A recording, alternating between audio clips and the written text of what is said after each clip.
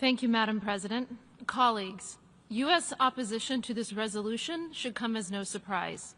The United States opposes the New York Declaration, as we oppose the high-level international conference for the peaceful settlement of the question of Palestine and the implementation of the two-state solution and the resolution that mandated it.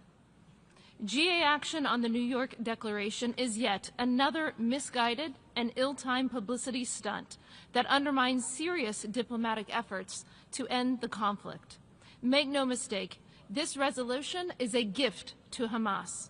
It is likewise cynical, transparently driven by the domestic politics rather than a serious foreign policy agenda. As Secretary Rubio has noted, progress in negotiations aimed at achieving a ceasefire over the summer collapsed when one of the states organizing the conference encouraged Hamas's intransigence by announcing its intention to recognize a conjectural Palestinian state. Far from promoting peace, the conference has already prolonged the war, emboldened Hamas, and harmed the prospects of peace in both short and long term.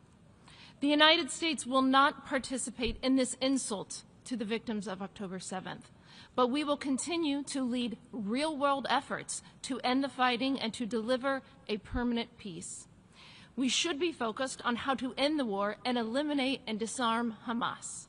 This war could end tomorrow if Hamas was disarmed, released hostages, and surrendered. But Hamas continues to refuse.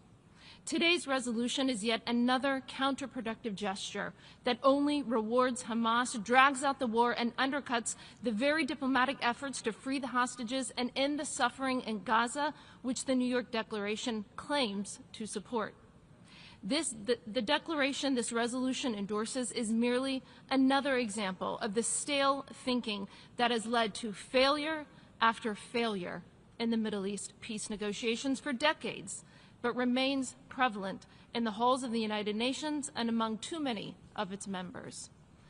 The declaration engages in disturbing moral equivalence and fails to recognize the reality that Hamas's terrorism on October 7th was the reason this war was necessary, and its refusal to free the hostages and lay down its arms is the reason this war continues.